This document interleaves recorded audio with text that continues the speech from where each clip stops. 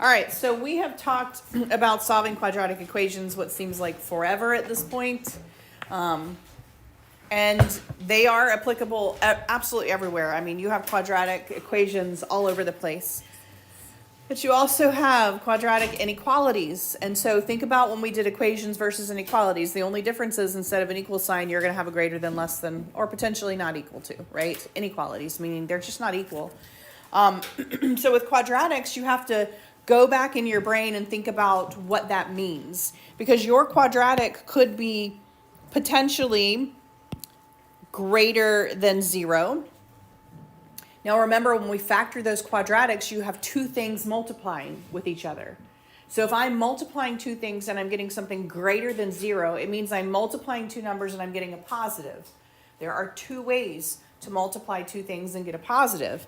It means that those parentheses that I come up with when I factor could be positive, positive, or negative, negative.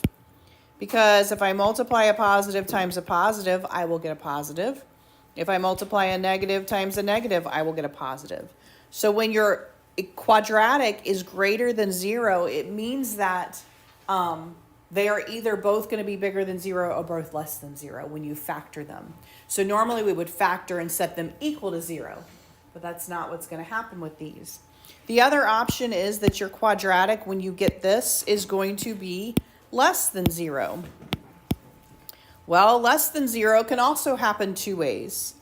If I am doing something less than 0, and I have two different parentheses, then that means that the first one could be positive and the second one could be negative. Or it means that the first one is negative and the second one is positive. So as we do these, we're actually going to do them the same way that we would solve. We're going to do it by factoring. But at the very end, instead of setting them equal to 0, we're going to actually try two different things and see which one actually works. Because these are going to be a combination of our and, if you remember and or, and our ors. And so we're going to create these inequalities that actually either cross each other or go opposite directions. And so the first one we're going to do is when we have something greater than 0. All right. So in order for my answer to be greater than 0, both of my parentheses have to be the same sign. So I am going to test them. I'm going to test them where they're both positive, and I'm going to test them where they're both negative. And then I'm going to come up with the correct solution to whether they are positive or negative. So let's look at this. This is a very easy factoring that they've given us. I am looking for factors of -2 that give me -1. We have a prime number there. So I am going to factor this with a -2, x minus 2, and an x plus 1. All right. So then we have two scenarios that could happen.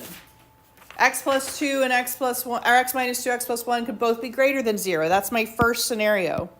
So I'm going to say x minus 2 is greater than 0 and x plus 1 is greater than 0. That's the first thing I'm going to test. Or we have another scenario. The other scenario is that x minus 2 is less than 0 and x plus 1 is less than 0. So either they're both positive or they're both negative. So let's see what happens when I do this. X could be greater than 2 and x could be greater than -1. If I were to graph that guy, where do they start crossing? Because and means where they cross. So if I have something, think about your number line. I have a -1, 0, 1, 2. I have a positive 2. This guy starts here and goes. This second guy starts here and goes. At what point do they start crossing over? Here. So that is my answer on this side. On this side, the answer is just going to be where from 2 and up, right? Let's look at the other one. X could be less than 2 and x is less than -1. Where do they start crossing on that side if we're talking about less than? Well, they start crossing at the lower one, don't they? Yes, everybody agree they start crossing at the lower one? So then I end up with an OR problem. X could be less than -1, or X could be greater than 2. Both of those will work. And so when you have a problem like this, you're going to just combine the two answers. But when it is an AND problem, right, you're going to end up with one of them when they're facing the same direction. Because we are saying X is either bigger than both of them or X is smaller than both of them. So for these, you're going to say, oh, he's going to be bigger than the largest one, smaller than the lowest one. And that's how these AND problems are going to combine for you.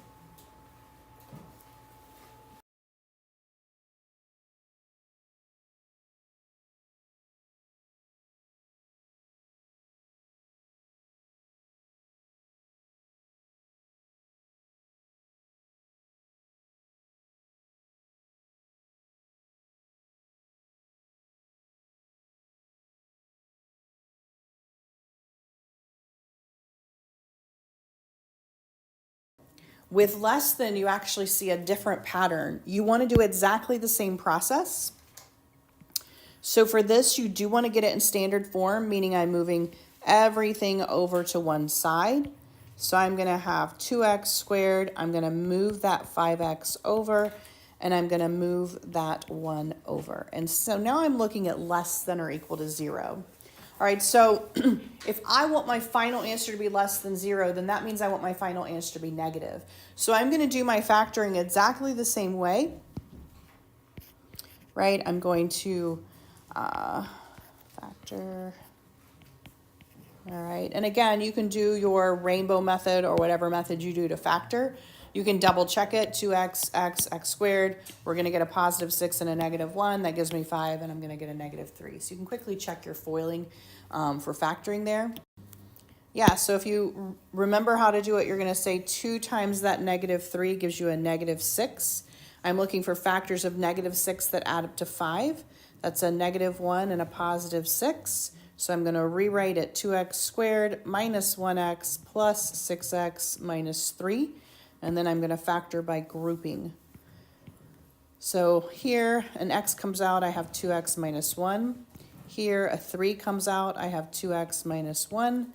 So my final factoring is going to be that 2x minus 1 and that x plus 3.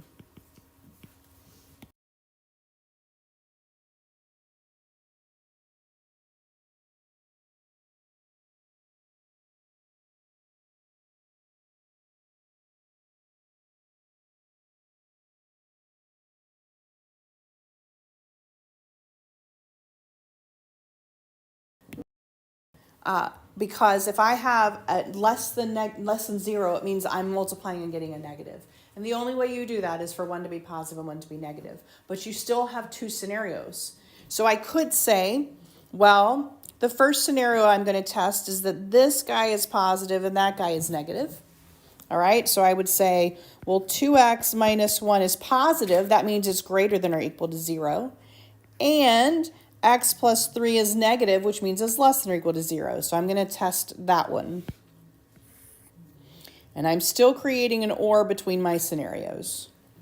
And so if I look at this, I would say, well, x is greater than or equal to 1/2, and x is less than or equal to negative 3. We have a problem. What number is greater than or equal to 1/2, and it is also less than or equal to negative 3? Think about it on a number line. If I have greater than or equal to 1/2, that's here, here, in this direction. Less than or equal to negative 3, that is here in this direction. Where do they cross? They don't cross. So on this side, on this scenario, I have the empty set. All right? So then I'm going to test the other scenario. The other scenario looks like this. 2x minus 1 is less than or equal to 0, and x plus 3 is greater than or equal to 0. which means that x is less than or equal to 1/2, and x is greater than or equal to -3. This does work. So in this scenario, one of them is going to give you an empty set. The other one is going to give you a solution. What happens on your less than problems is that the smallest answer starts here. It is less than or equal to your variable, which is less than or equal to your largest answer of your two, right? So if I take this answer and combine it with the empty set, I actually just get this answer. And that's what you're going to see over and over with these less than problems. You're going to see one that goes opposite directions and they never cross, and then the other one's going to work.